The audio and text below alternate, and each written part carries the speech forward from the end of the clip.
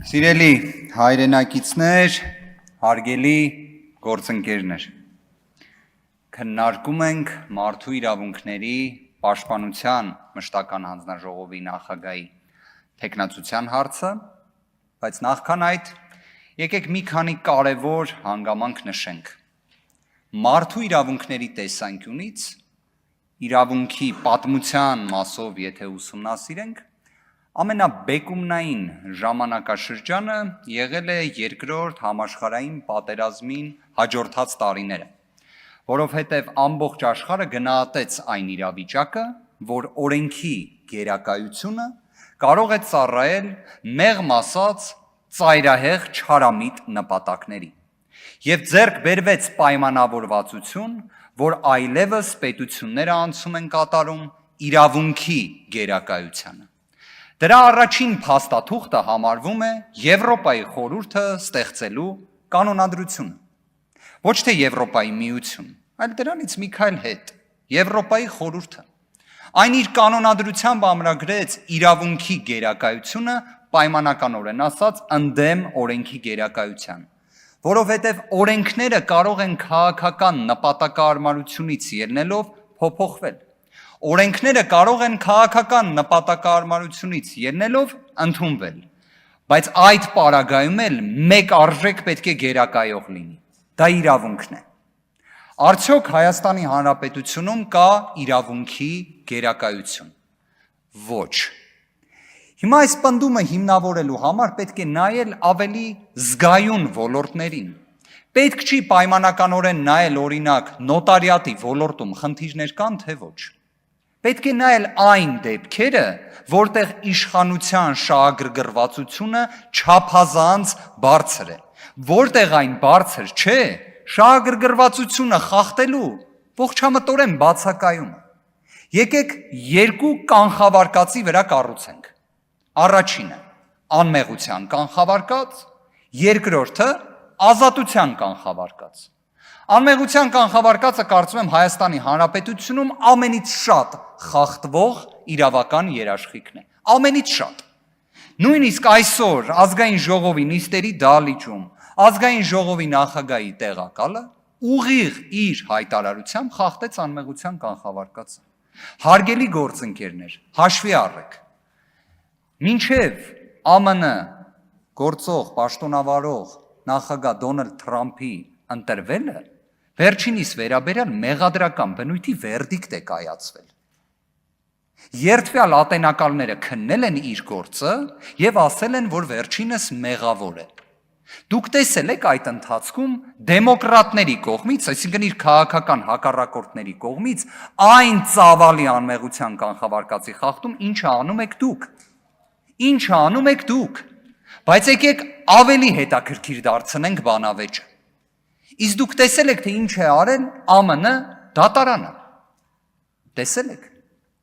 ԱՄՆ դատարանը հայտարարում է, քանի որ Դոնալդ Թրամփը մասնակցելու է նախընտրական քարոզարշավին, դատարանը չնայած մեղադրական վերդիկտին, լավ էլ որ գումարեք թվերը մեղադրական վերդիկտի, հենց երկար տարիների ազատազրկման մասին էր խոսքը։ Գտնում է, որ պատժի նշանակման հարցը պետք է հետաձգել եւ թույլ տալ, որ մասնակցի նախընտրական քարոզարշավին, քանի որ ընտրողների կամքին չի կարելի միջամտել։ Տեսնում եք, երբ խոսում ենք ժողովրդավարությունից, այս սենց օրինակներ պետք է բերենք, ոչ թե բառերով ասվի ժողովրդավարության բաստիոն, բայց օրինակ։ Սամվել Կարապետյանի դեպքում տնային կալանքը պահպանվի, տեսակցությունները բոլոր սահմանափակման մասով հանվի, բայց հանկարծ տնից դուրս չգա։ Ինչի համար։ Իդեպ դուք որպես քաղաքական հակառակորդներ ձեզ դիսկոմֆորտի մեջ չէիք զգում, որ ձեր հիմնական քաղաքական հակառակորդից փաստացի իրավապահ համակարգը ասում է դուք այն աստիճան եք վախեցել, որ ինքը հանկարծ օրինակ տաշիր չգնա, հանկարծ ուրիշ քաղաք մի հատ չգնա, դա դուք եք արել։ Եվ սա է եղել 26 թվականի ընտրությունների իրացման մեխանիզմներից մեկը։ Հիմա գալիս ենք ազատության կանխավարկածին։ Ազատության կանխավարկածը նրա մասին է, որ անձին ծայրահեղ դեպքում պետք է կալանավորել։ Կրկին նույն ազգային ժողովի նիստերի դահլիճում Հնչում է միտք, որ անձը մեղադրվում է այսպիսի արարքում, դրա համար ոնց չկալանավորվի։ Ինձ մոտ տպավորություն է, որ դուք եվրոպական արժեքների ուղղությամբ չեք գնում, որովհետև եվրոպական դատարանը մոտ 30 տարի առաջ ասել է, որ անձը թե ինչում է մեղադրվում, զերո նշանակություն ունի կալանավորել չկալանավորելու հարցում։ Որովհետև կալանավորել չկալանավորելու հարցում նայում ես, կթաքնվի, կխոչընդոտի, նոր հանցանք կկատարի, թե չէ։ Հիմա ուզում եմ հասկանամ, էլ ինչ նշանակություն ունի, թե մարդը ինչում է մեղադրվում։ Բայց շատ լավ, եկեք այս վարժությունը շարունակենք եւ պարզենք մարդու իրավունքների վիճակը Հայաստանում։ Արեգնազ Մանուկյանը մեղադրվում է միջին ծանրության ենթադրյալ հանցանքի մեջ։ Միջին ծանրության ենթադրյալ հանցանքի մեջ։ Արեգնազ Մանուկյանը կալանավորված է։ Հայաստանում կա տնային կալանքը որպես խափաման միջոց, այլ խափաման միջոցներ։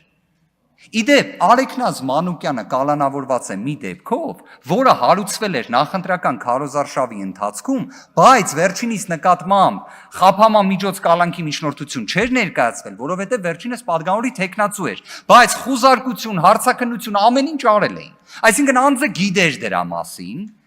չի խոչընդոտե, չի թաքնվե քննությունից, նոր անցանք չի կատարե, բայց կալանավորված է։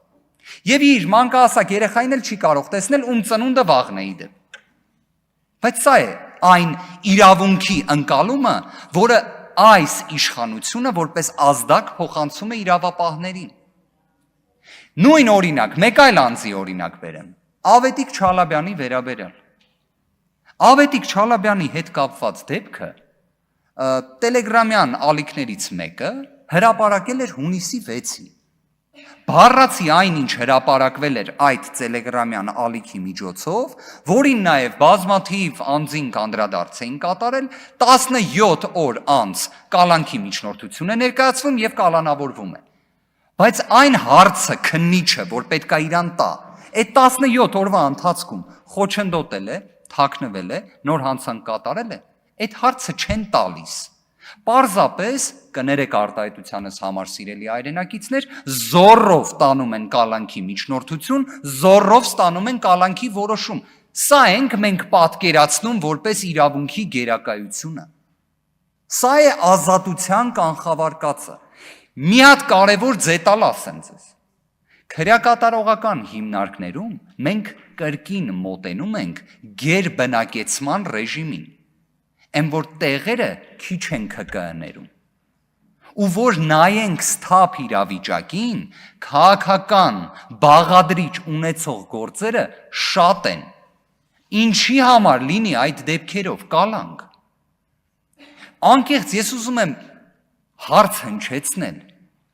շատ մարդկայնորեն ասեմ, ձեր սիրտը չի կարա ցավալուց չլինի, երբ դուք տեսնեք կալանավորված անձի հարազատին, կնոջը, երեխային, ամուսնուն, հաստատ կցավա ձեր սիրտն է, չէ։ Ես չեմ պատկերացնում, որ մարդասիրության ճգնաժամը այդքան խորքային լինի Հայաստանում։ Բայց նաև ինչն եմ ուզում բարձրաձայնել, քրեակատարողական հիմնարկներ, որպես պատգամավոր, դուք այցելում եք պահման պայմանները նայելու համար։ Եթե այցելում եք, բայց 8 տարվա ընթացքում ինչ եք արել այդ ոլորտում։ Դուք գիտեք ինչ են պահման պայմանները։ Ես անկեղծ ուզում եմ այս հարցին ոչ թե մենակ զուտ ձևական մոտենալ, այս հարցի վերաբերյալ ֆունդամենտալ լուծումներ պետք է տրվեն։ Որովհետև մենք խոսում ենք մարդու արժանապատվության մասին։ Կալանքը չպետք է լինի գործիք որպես զենք իշխանության ձեռքերում, բայց այդպես է Հայաստանի Հանրապետությունում, այդպես է։ Ու իդեպ, քանի որ մի անեկդոտ ներկայացրեց պարոն Հարությունյանը, ես էլ մի դատավորի հետ կապված հանգամանք ներկայացնեմ, որին իդեպ այդ դատավորին ամենից շատը առաջ խաղացում դուք եք ապահովել, կներեք մի քանի վայրկյան հնարավոր է խախտեմ ժամկետը։ Ասում են այդ դատավորը փողոցով քայլելիս, երբ տեսնում է մարդկանց, տխրություն, տրտմություն է գալիս իր դեմքին եւ հոգում։ Երբ հարցնում են, ասում են ինչից ես տխրել, ասում այսքան մարդ եմ տենում ու ես իրանց կարայի կալանավորած լինեի։ Այդ դատավորին դուք առաջ խաղացում եք ապահովել ու նման դատավորների լիազորության դադարեցման հարց դուք չեք բարձրաձայնե։ Ավարտում եմ, անկեղծորեն եմ ասում, ես անկախ քաղաքական հայացքներից ցանկացած անձ, ով ապօրինի անազատության մեջ է, ազատություն եմ մաղթում։ Ազատություն բոլոր քաղբանտարկյալներին, Աստված պահապան մեր հայրենիքին։ Շնորհակալ եմ։